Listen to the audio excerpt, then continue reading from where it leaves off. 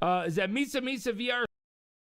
What's up, Juggalos? It's me, your boy, the #1 Don Mega Juggalo VTuber, the first ever debut Juggalo VTuber, and the best ever Juggalo VTuber.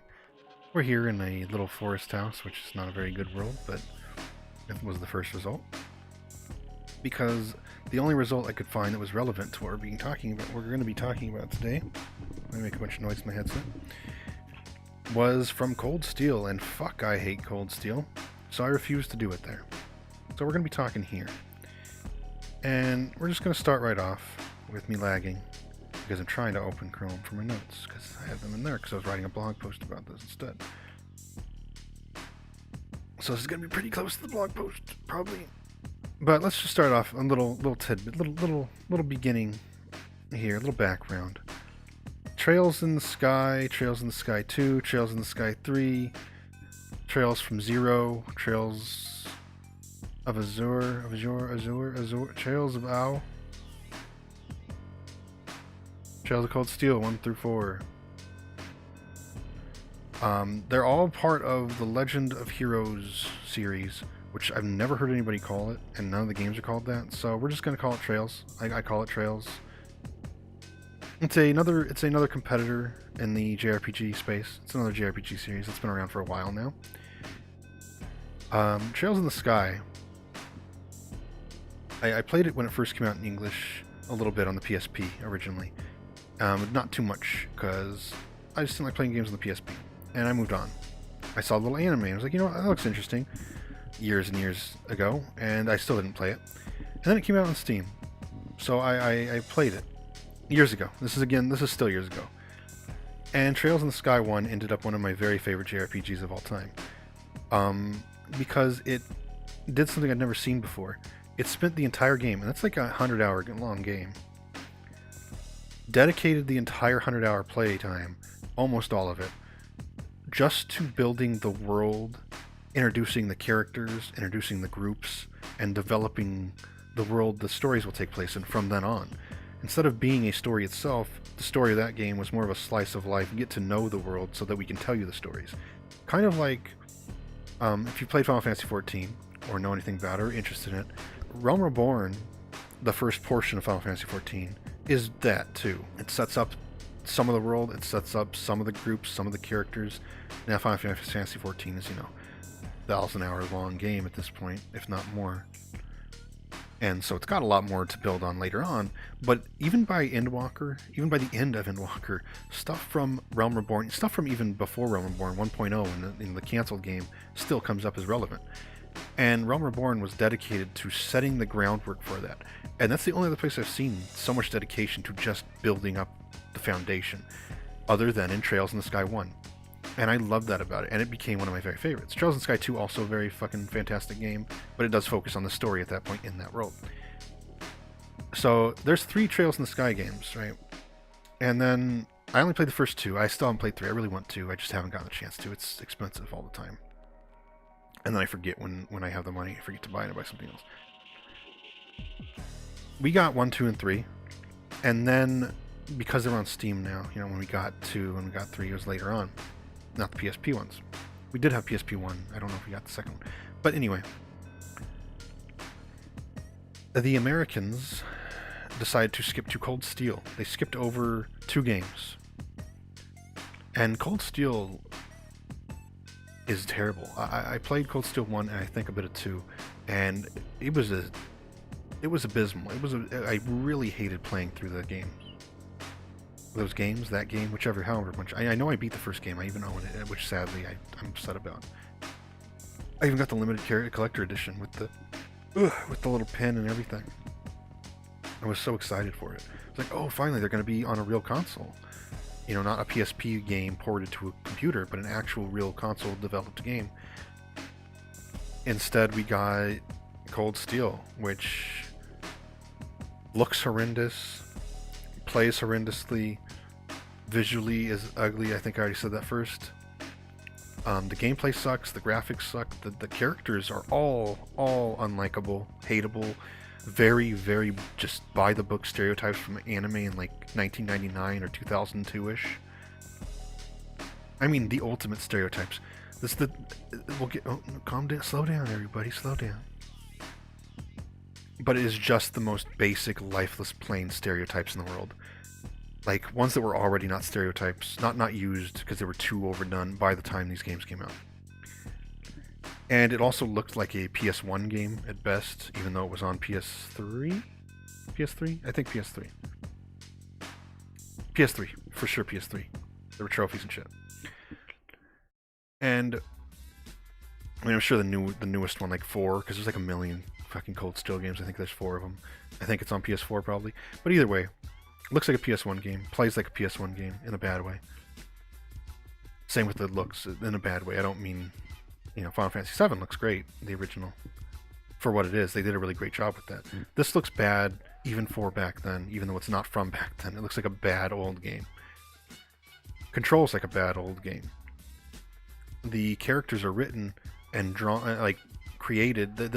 Who they are is like a bad old anime. Their personalities, their development cycle, their arcs, and the writing the writing is just abysmal. I went over this in a review on my blog a long time ago when I first played Cold Steel. And it's no exaggeration. It's going to sound like an exaggeration, but if you've ever played it yourself, you know I'm not lying. Nearly every single line spoken by anybody in the cast, including NPCs, but especially the main cast, spoken as in not even necessarily voiced, just anytime a character has dialogue whatsoever, spoken out and with a voice actor just reading it, almost 100% of the time, the sentence starts or ends with heh, or ha, or ha ha, or ha ha. Literally. I'm not even joking, I'm not making it up. Every single fucking line. Like at least 85 to 90%. Doesn't matter what's happening, doesn't matter who's saying it, doesn't matter why they're saying what they're saying, doesn't matter what they're saying. They could be saying somebody's dead, they'll go heh first. Because the people who translated this, at least, if not wrote it, I don't know which to blame, did just an abysmal job. It is fucking obnoxious. It's like dealing with a child and what? Why? About everything every time you answer. Why? Well, because this and that. Why? Because that. Well, why that? Because this. Why this? And that's what it feels like, even though it's, ha ha ha ha. It's Reddit. That's what it is. It's fucking Reddit. It's terrible. And that the reason I'm explaining that game so much is, one, because it's what I do. I get off topic. But two, it is on topic because Cold Steel made me not interested in ever touching Trails games again. It completely killed my interest in the series, in the whole franchise. Like literally, I genuinely had no interest in ever touching these games again. That was another reason I never played 3. Although I know 3 is going to be a fantastic game. I know because it's another PSP one directly made after 1 and 2 with the same everything. So I know it's going to be great, but it just killed my interest entirely. I didn't even care anymore about how good 3 would be. And so when they talked about, Trails from Zero's coming out, first off, I thought it was a newer one, because I assumed we had all the games in English. But it actually is number 4. With one sequel, which is Trails of Azure, or Trails of Ao. Trails from Azure? Well, either way. It's actually game 4, this one. Trails from Zero, which is what we're talking about today at some point. And I still had no interest. I was like, okay, yeah, it looks like it's in the old style. I'm kind of interested. Maybe if it's ever like $5, I'll $10 maybe maximum. I'll try it out. Give the series another chance with that. Or get 3 and then give that another chance if I really love 3. But a week after it came out, which was only a few months ago, it was free to play on the Amazon Luna thing, which I do not pay for. And I'm not going to advertise more than I just said it, which I'm not paid. I wish I was paid by Amazon to advertise shit. I'd sell out in a second. No, I wouldn't. I actually purposely don't monetize my channel. It looks like an alien face in the wall, doesn't it? That right there, like the alien face, the eyeball, mouth. It's kind of disgusting and creeping me out. I'm not gonna look at it anymore. But Amazon has like 4 free Amazon Luna games a month, and I didn't know about that. And I found it by chance right when Trails from Zero came out, and they happened to have Trails from Zero on it at the time, and it was like the first day, so I had enough time to play. I was like, wait, this is fucking free, so I'm gonna play it. Why would I not play the game for free when I'm interested in it a little bit anyway? I wasn't going to spend money on it for a very long time, but I was like, fuck it, it's free. Why not? And I'm very glad I did find that out, because it ended up being fantastic. Trails from Zero is exactly... I'm jumping some guns here. I'm jumping my guns. But Trails from Zero is exactly Trails in the Sky. It's a perfect continuation of that. It takes takes place 2 months after Trails in the Sky 3. I'm pretty sure it's like 2 or 3 months. They say it a few times. But it's not just timeline-wise. It really brings the entire soul, the whole personality of that series that I had loved already before Cold Steel ruined it, into another game. And graphically, it's the exact same. It's a little updated because this is a remaster, I think, for the PC release, first English release. It looks really nice and clean, and the character models are still fucking adorable. It is the PSP style. It's just a little bit nicered up, but it's the same thing. Same combat system, same style of writing, and same quality of writing. Same depth to the world building, where, you know, most of this game is dedicated to setting up the world. It is a lot shorter than Trails in the Sky, and they only have one sequel for it, so it had to speed it up a little bit compared to Trails in the Sky. But it's not negative. It actually does really well at it. If anything, it might be paced a little better than Trails in the Sky 1. Though, I mean, I really appreciate and love Trails in the Sky 1 for what it is and how it does it. So I'm not going to say it's a negative towards 1 either. It's just different, but it's almost identical at the same time. It just sets up this world, sets up these characters. I mean, there's twists that are revealed to the player that the characters don't even find out by the end because it's for part 2. Like the identity of a certain assassin. They just tell you outright. Well, they don't tell you outright, but they tell you eventually, the player eventually, but they don't ever tell anybody else. The character doesn't tell the player. The game tells the player, so you know who it is for sure. But like, it's got the same exact spirit and feeling as Trails in the Sky 1, and a little bit of 2. You go around and you talk to people, and that's the thing too about Trails in the Sky and Trails from Zero. In both of them, it's very, very rewarding for the player. It doesn't give you achievements, doesn't do this or that, but it's very rewarding for you. It doesn't even give you experience points or nothing. But every NPC in these games has their own progressing story, which is true in a lot of JRPGs, but these ones are way more in-depth about it. Everybody has their own life. And you can actually, every time you progress the story a little bit, you talk to them again, and their life will have progressed too. They have their own little story going on within your bigger story happening. And maybe it's unrelated. Maybe it's just seeing how this romance goes in the restaurant. Maybe it's just seeing how this little girl keeps saying your name wrong, your group's name wrong. Maybe it's checking on the new police officer girl at the police station and seeing how she's doing. You know, it's stuff like that. You don't have to do it, but it's really rewarding because they do such a good job of humanizing and characterizing every single NPC in these games.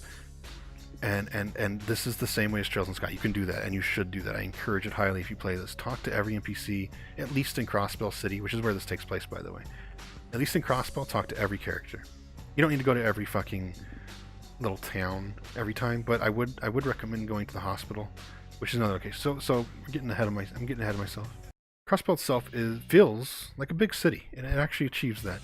And that includes, kind of on the negative side, the confusion of getting around a big city. Eventually you get the hang of it, not too long into it, especially once you can just teleport around in the town. You know, fast travel. You don't literally teleport, you just fast travel though. But it has a good feeling of, this is a big city, but I'm getting used to it. I'm new to the city, I'm learning the city. Or at least in the main character's case, Lloyd, hasn't been there for 3 years. So you're getting familiar with it again. Or in the player's case, for the first time. And the city's broken up into multiple districts, and each of those districts feels really distinct and has character of its own and its own little NPCs that help give it its own specific personality and theme. Like the Eastern Street, ironically enough, is based on Asian cultures. It's all done like a open market, open food market, like a wet market, and some Chinese and Asian style, Japanese style buildings and stuff. And the Fisherman's Guild there, and the Bracers Guild's there for some reason. And there's like a Chinese restaurant and inn. And then like there's the downtown, where there's these two rival gangs, one led by a femboy, run the town. Run the downtown, and it's decrepit and falling apart. And there's a few shops, upgrade guy for your weapons and stuff, and a little low income apartments with kids and families and stuff, and more people to check in on. And I made sure to check in on the one gang leader multiple times. Always made sure to go talk to him when I was in town. For no reason. And then, there's multiple districts. There's a bunch. There's the Central Square, which has a bunch of different shops, a restaurant, Orbal shop, because the orbment system is back. And yet again, it's fun to play with, and it's fun to mess around with. It is still very similar to the Final Fantasy VII Materia system, but with the addition, with that cool kind of addition to it of whatever, let's just call it materia, whatever materia you have on, the amount those things have for each type of magic thing, you get different skills based on that. So you can mix and match to get certain skills you want. It's kind of a cool system, and it was the same way in Trails of the Sky, and it's here again. I think it might be slightly different this time, but I don't think it really is. But there's the orbit shop to upgrade and buy new quartz, which is the materia, and to upgrade the slots and make them a little better. And there's a little shopping mall with a bunch of clothes and stuff to buy, accessories and armor. And then there's like the administrative district, which has a public library and city hall and the police station, which in this game, you actually are cops, which is kind of cool to me. I love police, and so getting to play in a JRPG as a cop, cool. And one of the main factors in the story is the Mafia, and I also love the Mafia, so getting cops and Mafia in the same game, especially from Japan, very fun, very cool. But we're getting off topic. But I'm not going to go every district. There's like 4 other districts, and they're all really distinct, and they have their own personality, but they also feel at the same time like part of Crossbell. It does a really great job making the city feel like the city it is. And the diverse mix that it's supposed to be. It's kind of America in some ways.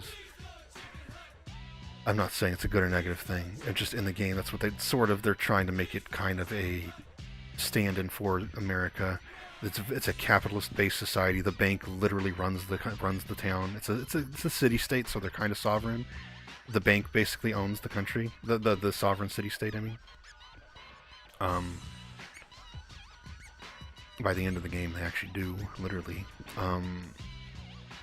So it's a stand-in for America. It's symbolism for America. So, and it feels that way because there is so much, for better or worse, there's so much diversity, both in people and culture, and in terms of income levels and stuff, and types of people to meet in it and stuff. There are several places you can travel out of town to, of course, because there has to be areas to fight and stuff. You do get in fights in town too sometimes, especially in downtown. There's no random encounters in this game, which is another thing I love about the Trails games. The enemies are always on the world. Like when you're running around, you can actually see them and you can shoot them or hit them first, and you'll get a bonus in the fight. Which, slow down again, everybody. There's like 5 different places to go outside, and then like 2 dungeony areas. But the walkways, the pathways to get there are full of monsters and this and that, and the monsters are all fun, whatever. We'll get to that too. But there's like a few towns, a few little village towns, and then there's also a big hospital. And I'd recommend at least, checking the hospital every now and then, because there's a bunch of characters there that are cute, nurses, and there's the little daughter of one of the characters is there, and she's really sweet and nice to go visit and say hi to, so she's not lonely. And like again, little NPC stories, like There's like a grandma who's like, why isn't my grandchild ever visiting me? And the grandchild's in the lobby being lost and can't find her grandma, like way before that, and still trying. And yeah, everywhere feels good though. Like some mine town feels like a mine. It's a really, and the outside areas are pretty cool too. Everything feels really good in this game. It reminds me a lot of Trails in the Sky. Another aspect that reminds me a lot of Trails in the Sky, but with a little bit of a fun twist for me at least. In Trails in the Sky, you play as a bracer, which is basically just a, not really a mercenary. Not at all a mercenary. They're kind of just hands for hire. Like, they'll do whatever. They'll come and fix your, you know... For example, in Trails in the Sky, one of the tasks, one of the side quests you get, one of the main quests probably, actually, is go change the light bulbs in the public pathways between zones, between, you know, towns. And you literally go and you check the lights if it's broken, and you replace it if it is. And a lot of other jobs are obviously, since it's a video game, go kill these monsters for this town. Go kill these monsters because they're too close to town. Go kill these monsters because they're attacking, you know, a convoy that goes in and out. They're attacking train state, you know. Go kill, you know, stuff like that. So yeah, you kill your monsters, but you also do a lot of just menial tasks, which I loved. It's finally a JRPG where you're kind of just doing what they claim to do. Final Fantasy XIV also has a lot of that, but like for a regular old JRPG, it's kind of fucking fun and cool to do. And in this one, you're cops, remember? You're part of the police department. You're not outright cops. You are police. You are actually... Lloyd, the main character, is a member of the police force, but they get put into this special team that is made to compete with the bracers because the police and Crossbell are corrupt and unhelpful unless the citizens are at physical harm risk. So the police chief set up your little group, the SSS. I forget what it stands for. Something service or support or something. But you're basically bracers, but with different jobs because you're police. So instead of going and changing light bulbs and just killing monsters, I mean, you are killing a lot of monsters too. Some of your jobs are find my missing child,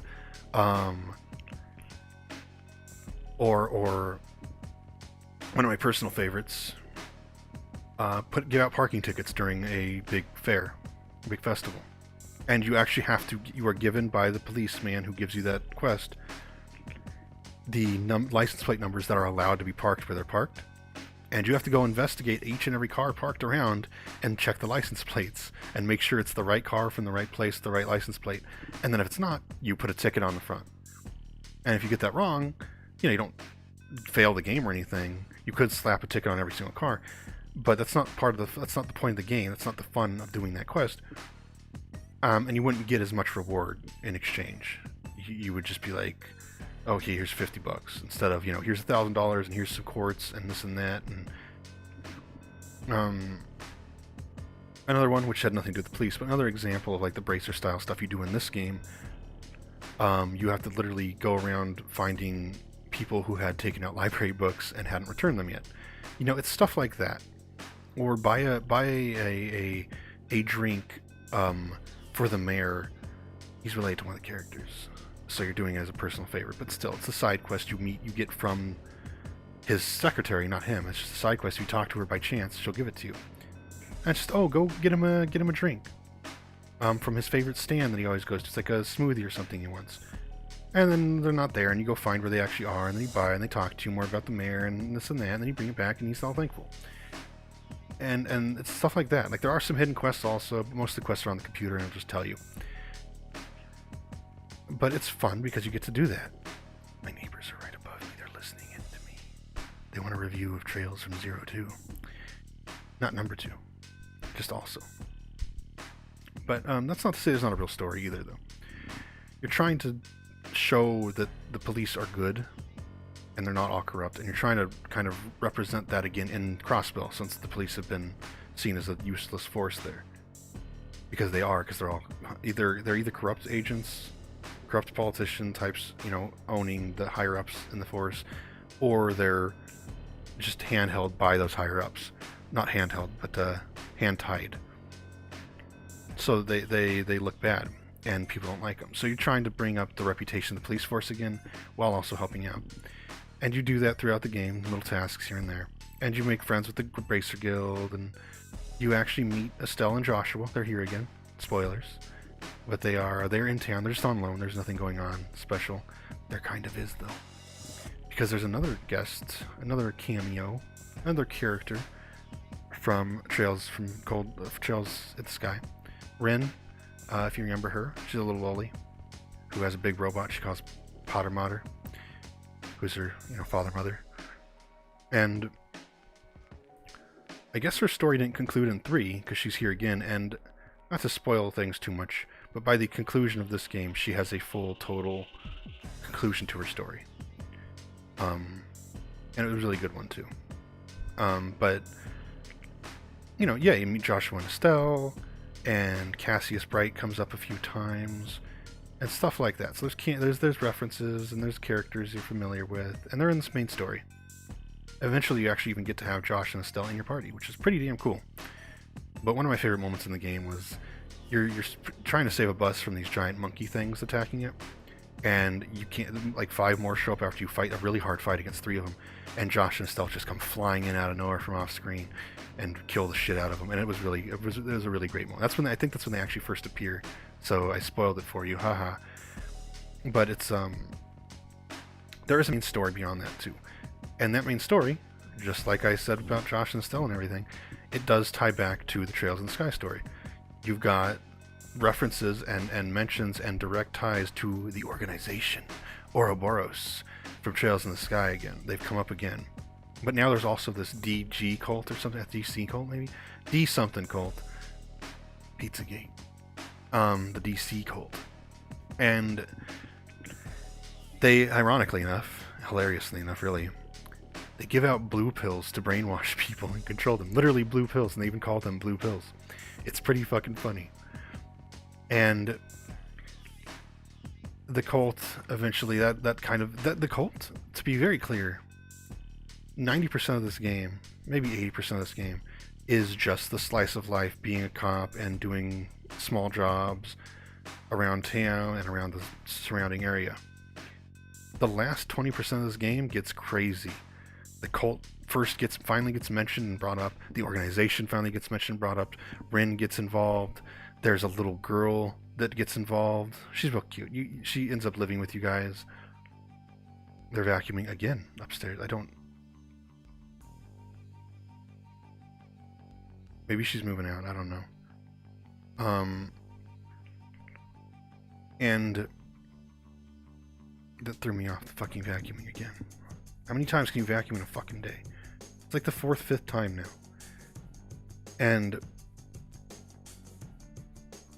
But the last 20% gets really crazy and exciting. Like, a lot of shit goes down. And the police chief just blasting fools with his shotgun. Another cop is just shooting everybody with his pistol. There's a cutscene, which I don't remember any cutscenes in Trails in the Sky aside from the intro, of fucking a cute friend you made in the military. Very cute. My favorite girl in this game. Fucking saving the day, saving your asses at the very end, because you're driving in a car, running away from these guys with miniguns on their cars, and she's just ramming the shit out of them and smashing them off the road and shit. It was really cool and exciting. It was fantastic, and it's so hard for this kind of game with how cute it is looking and stuff to get that drama across. But Trails in the Sky and Trails from Zero have managed it every time. You get really involved and invested in everything going on. It's super exciting. And Trails from Zero does it just as well as Trails in the Sky did, and 2 especially. Combat, same as Trails in the Sky. You've got your arts and crafts, which is a fun way. They decided to name the magic skills and then special character-based skills. Like, each character has their own skills. And the arts are the magic and the crafts are the skills. And combat's still fun, and all the monsters are still hilarious. They're all weird 3D CG that does not fit with the game whatsoever, just like they always were. And the naming conventions of them is hilarious still. At one point you fight in a side quest if you choose to do it. Farticus, like Spartacus, but fart. And do you know what it is? It's like an anteater that stands on its hands and has its ass in the air pointed at you, and it farts for its main attack, and it poisons you and blinds you. Farticus. I fucking love it. It's immature and stupid, but I love it. And of course, there's the other monsters that some are actually genuinely creepy looking. Some are crocodiles with wings. Some are sharks with legs. You know, it's the same weird shit you're expecting. When it comes to new cast members, there are a lot. Obviously, it's a new game. There are some, like Josh, Estelle, and Rin, I think, are the only people from Trails in the Sky that I recall. I played mostly on the main map. There's not a map, but on the overworld. When you're there's not an overworld either. When you're running around on the streets outside of town to get from place to place where the monsters, when you're running around anywhere monsters are, you can start the fight by shooting them in the back, and then they'll be like, and then you can get them, and you'll get a bonus. Usually a team attack that wipes them out really easy. And to do that, you have to use their attack, and you can use anybody you want of your party as your player character in the front row who's shooting or attacking. So I used Ellie a lot, pretty much the entire game I used Ellie as my main character. She's cute. She's not my type in general. She ends up, I like her character too. But she just has a pistol, and it shoots across the entire screen that you can see, and very accurately. So it was the best weapon to get shots in the back of enemies from far away and then run up and fight them. Tio shoots little balls out that can hit everywhere, so it's safer, but usually you have to get really close because they don't go very long. And the two guys have to hit very up close physical attacks. And there's no bonus from using them instead, so I just used Ellie the whole time, which helped make me like her more too as a character. In the story, she's really good too. If anything, she's the most involved in the story. And then you've got Tio. Tio's probably... I like Tio the most of the main party. She's real cute. She's just a sweet little girl who was, I don't want to get into her backstory too much, but she had a hard life. And, she's hyper intelligent. But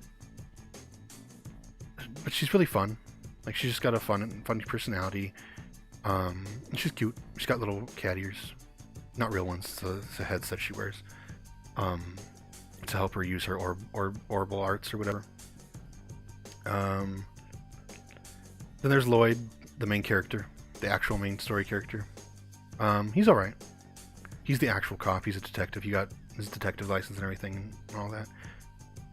He's alright. He's got a good story. He's a likable main character. Is he as good as Estelle and Josh? Maybe not. But he's definitely his own character and lives up to being his own character and carves out a place where you feel comfortable with him being the main character. He's a good lead character. He's not super unique or original, but he's good at it. At being a main character. And then there's I keep doing that today because I'm dehydrated. Sorry about the stupid annoying noise. There's Randy. Randy, I'm okay with Randy. He's a womanizer in this now, which I think is fine and fun. The problem with Randy I have is that he just doesn't really have any relationship to the story or characters. He kind of is just there. They try to give him some personality by giving him the role of nicknaming everybody throughout the game. He just throws out nicknames for people that stick only with him, though nobody else does it. Like in the English translation, like Mademoiselle, but he calls her Mademoiselle because her name's Ellie, or Tio Tot, like a tater tot, and Tot because she's tiny. Which I like Tio Tot. I think it's a cute name because she's a little tot.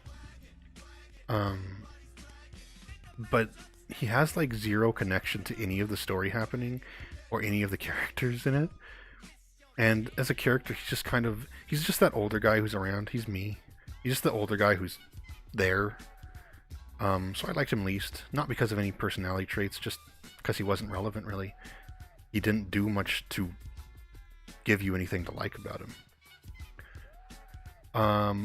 After those three, there's four of them, but the three I like. I'd say fourth for me, my fourth favorite. No, my favorite is My favorite is okay. So I gotta restart. Those weren't my favorites. Those are just the main cast. That's the main part. Those 4 people. At times you get to borrow members into your group. They're like they're there for 1 or 2 quests and they leave, like main quests, main story quests. One of those is my favorite character. Her name is Noelle. Noelle Seeker. Her little sister Fran is your helper at the police station. She's also very cute, but Noelle is super. She's just 100% my type in every single way.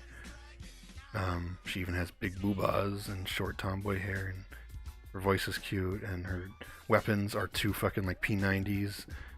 She's really cool and cute and fun. And she also seems kind of like the love interest. Well, Ellie is the main love interest, but I think she might have some competition with Noelle, for Lloyd. And Fran's really cute too, her little sister. But Noelle is my favorite in the game, even though she's not around too much. I really liked her. Ellie's probably my second. We're tied with first with Noelle just because Ellie's actually a character more often. Noelle is a main character and a party member in the sequel, which is not out yet, but it's coming out soon, I think in March or May. I'm excited for that one, actually. Then there's the chief, who is in your office, and like I said, like later on, like in the very end of the game, he is just a cool-ass dude. So I'd say he's tied. There's Noelle, Ellie, Tio, and then probably him. There's a lot of really great characters in this, though. You know, there's the big booby dancer ladies at the theater. There's the femboy gang leader. There's a bunch of characters. There's the girl who works at the hospital who knows Lloyd. There's a lot. There's you know, Josh and Estelle. Obviously, there's still, every time you see them, you're happy because it's them. You know, it's just really fun to see them again. And Estelle is always super excitable and happy and fun. So the characters. So first, the world of this game, fantastic. The quest lines and story kind of gameplay stuff, I guess, is fantastic. They also did a really good job balancing the bosses and stuff, so I never felt irritated with this game. Like I usually do with JRPGs, I get pissed off. As you've seen if you watch my Let's Plays at all. Gameplay, combat stuff, fun. There's also, they added in a fast forward mode for everything, which, boy, that is a game changer, especially when I had a month to play for free and then I would be cut off. Being able to fast forward everything means you can read at your own pace. You don't have to wait. It means combat doesn't take so fucking long per fight, so it's not annoying to get in fights. It means running around town doesn't take very long. You know, this is probably a 60-hour game. I played it, you know, maybe even 80s, and I played it in about 40-ish hours, and I was doing, like I said, talking to every NPC and stuff. So it's a full-ass game. Character-wise, fantastic. So every category, the music also, there is some really good fucking music in this game. Not saying Final Fantasy XIV level, not saying Final Fantasy VII level, but of the Trails music, Trails soundtracks, some of the, absolutely the very best is Trails from Zero so far that I've played of the Trails games. Not the whole soundtrack, but there are some standout songs in that game. Like, what else is there to talk about? I guess, you know, it is worth mentioning. It is very similar to Trails in the Sky, but not. Every time I said that, I don't mean it in a bad way. I mean it in a very, very positive way. It's all the best parts of Trails in the Sky, but almost done better. Like, not overall better. I'd still Trails in the Sky is still a better game, I'd say. But it's more compact. It's more. It doesn't. It's because it doesn't have 2 more sequels. It just has 1. And it's the 4th game already in that world, even though you never go to Crossbell or anything. You hear about it a lot. It takes all the best parts and shaves off some of the fluff. It still has all the fluff in terms of writing, but like it's more compact. It's more smartly used elements. You know, the story's really engaging, especially once you get I forget her name, but she's really cute and sweet, and you want to find out about her and you want to help her. And all the other characters are great, and And I guess overall, I guess we're getting to that point.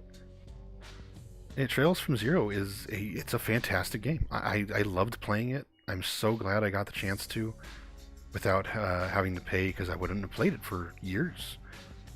It gave me my love for this series back, and this is a series I really loved. So it has me so excited to play, even though there's only one more left that I'm willing to play, unless they make more after Cold Stone, after Cold Steel. Because I'm not touching Cold Steel. I'm not even touching the anime that just came out, because it has to do with Cold Steel, and I don't want to deal with Ring or any other characters from that garbage shit.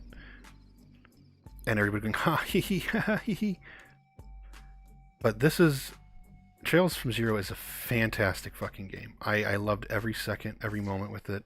I was constantly wanting to play it, even when I wasn't, and anytime I wasn't playing it, I just wanted to play it. There was nothing really that I could say negative about it, like at all. Especially playing it free. But had I known it was this, I would have paid for it just fine. I would have been totally fine buying it, full price, everything. It is a wonderful game. It's so refreshing, just like Trails in the Sky. It just feels nice to play. And the ending, albeit being the fourth game and also the first game in a two-parter, the ending is actually really conclusive for right now, for all the current stories, other than a few strands. And it's really touching, and it's really nice, and it's a really enjoyable ending to a really enjoyable game. It renewed my love for the series, and I couldn't be happier with how it was, and I couldn't recommend it harder, especially for a Trails fan already. But even if you never played Trails in the Sky or any Trails game, it does a good job of being welcoming to that. There's a lot of references, there's a lot of cameos, but none of them are things you have to know or understand to be able to enjoy the full game here. You'll miss out on some extra stuff, like knowing who Estelle and Josh are, knowing who Rin is when she first appears, and go, wait, what, she's here? Like that kind of stuff, yeah, you'll miss out on. But they designed the game to also be accessible for somebody new. It's not going to be as good, because you'll miss out on those aspects. And, by the end, you'll be like, what the fuck is Ouroboros? But they explain enough for the player to understand what's going on. Because, man, it has been years since I played Trails in the Sky 1 and 2, and I had forgotten a lot of that stuff. And so it worked as a refresher, but it would also work as a newcomer's guide. But just vague, basic information. But anyway. Oh, one more important thing to mention for fans of the series. You might be important to know. The chests are back. Treasure chests in Trails games, I think they stopped in Cold Steel. I don't think they did it. But in Trails in the Sky 1 and 2, and I'm pretty sure 3, if you check treasure chests after you've opened them and gotten the item, if you use them a second time, there is always a kind of fun little blurb, a little joke or a little jab at you, or a little pun, or a dad joke, or a chest joke. Stuff like that. And it's always a fun little thing, maybe talking shit to you for no reason. And those are a really fun element of Trails games that also get across the personality of these games. They're just so fun. And those are back, so don't worry. Those are totally back. Every single chest. Some of them, the writing for some of them is a little less... They ran out of ideas. But it's still fun to read those ones. So make sure you check every chest twice. Beyond that, though, that's kind of everything to say about the game. It's a fantastic game in every aspect. I loved everything about it.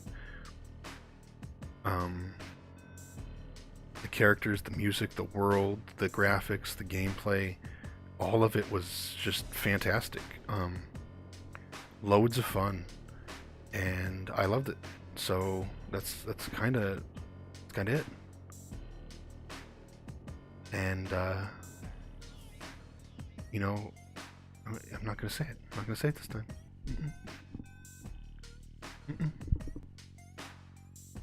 Okay, fine.